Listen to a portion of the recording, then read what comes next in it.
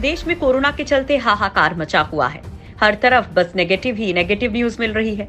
लेकिन इस बीच हिमाचल प्रदेश के शिमला से एक ऐसी पॉजिटिव न्यूज आई है जिससे कोरोना मरीजों के लिए किसी रोल मॉडल से कम नहीं है। ये खबर न केवल एक नई हिम्मत का संचार कर रही है, बल्कि इस महामारी से जंग जीतने का एक नया जज्बा भी पैदा कर रही है। आप अगर ये वीडियो देख रहे हैं तो इसे ज्यादा से ज्यादा लोगों तक शेयर जरूर करें, क्योंकि जिस शख्स की न्यूज आप देख रहे हैं वो कोरोना संक्रमण की जबरदस्त मार तले चला गया था। ऑक्सीजन का लेवल 23 रह गया था। 27 दिन आईजीएमसी हॉस्पिटल में वेंटिलेटर पर रहा। ताबड़तोड़ 30 किलो वजन कम हो गया, लेकिन हौसला बरकरार रहा। डर का साया हिम्मत को नहीं डिगा पाया और अब वो कोरोना वाली जंग जीतकर घर लौट चुका है। ये कहानी है शिमला शहर के food safety officer Ashok Mangla की, जिनको 3 सितंबर को बुखार आने और थकान के बाद आईजीएमसी हॉस्पिटल ने उनको बताया कि वो कोरोना पॉजिटिव हैं।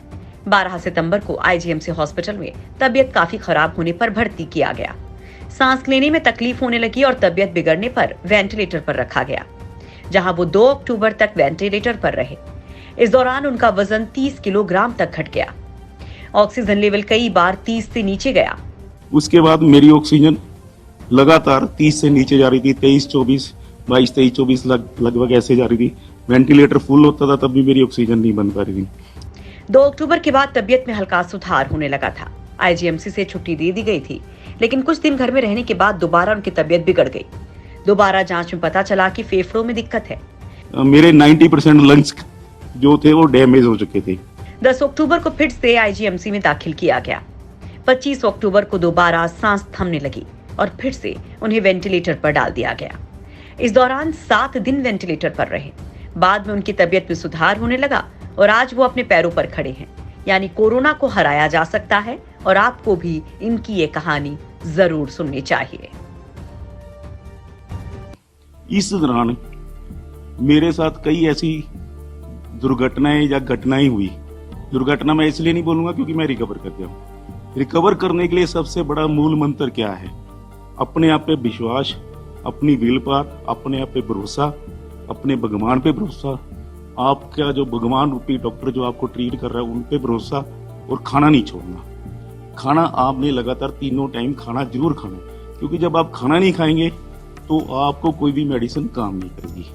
दूसरी बात, आप अपने डॉक्टर पे भरोसा नहीं करेंगे तो आपका जो बॉडी सिस्टम होता है वो नेगेटिविटी की तरफ चला जाता है। अपने आप में विल पावर अपनी जरूर रखनी है। मेरे साथ 2-3 ऐसे इंसिडेंट्स हुए कि एक बार मैं यूरिन करने के लिए बेड से उठा और मैं गिर गया।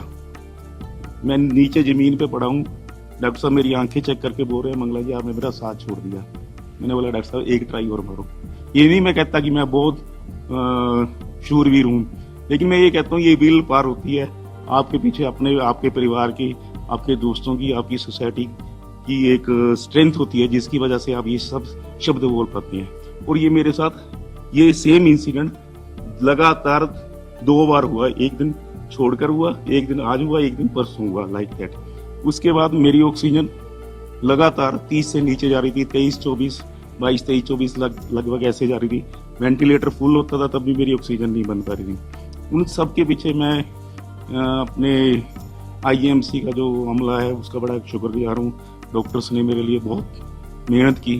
डॉक्टर एमएस जो है, डॉक्टर जनक जी, वो लगातार बीच बीच में पीपी किट्स डाल के पेशेंट्स को मिलने आते थे। मेरे बारे में जरूर पूछते थे ये कैसे हैं।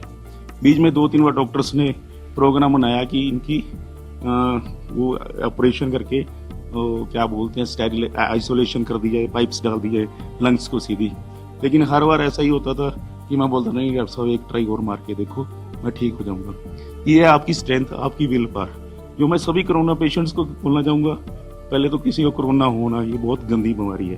अगर किसी को हो जाता है तो अपने आप पे विश्वास नहीं छोड़ना, खाना नहीं छोड़ना, अपने डॉक्टर के ऊपर विश्वास नहीं छोड़ना। और इस दौरान मैं उसके बाद मुझे 2 अक्टूबर से मुझे 15 के दिन के लिए मुझे पल्मोनरी वार्ड में शिफ्ट कर दिया गया। पल्मोनरी वार्ड से मुझे छुट्टी मिल गई। घर आया। घर आने के 15 दिन बाद जब मैं दोबारा रीचेकअप के लिए गया तो एचओडी जो पल्मोनरी के उन्होंने बोला इनको इमीडिएटली आईसीयू में शिफ्ट कर दिया जाए। फिर मैं 15 दिन के लिए करीब आईसीयू में रहा, जिस दिन मैं वेंटिलेटर पे भी रहा। वेंटिलेटर कोई बहुत बड़ी चीज नहीं है, वेंटिलेटर सिर्फ ऑक्सीजन देती है आपको। उससे क्या होता है कि आपकी मेरे 90% लंग्स जो थे वो डैमेज हो चुके थे, और उस दौरान मेरी प्रिस्क्रिप्शन के ऊपर उन्होंने लिखा हुआ है जो कार्ड बना कि रेस्पिरेटरी फेलियर। मैं ये कहना चाहता हूँ कि रेस्पिरेटरी फेलियर होने के बाद भी अगर मैं आज आपसे बात कर रहा हूँ तो इसके पीछे आपका अपने डॉक्टर के ऊपर विश्वास होना, आपकी विल पर होना बड़ा भारी जरूरी है।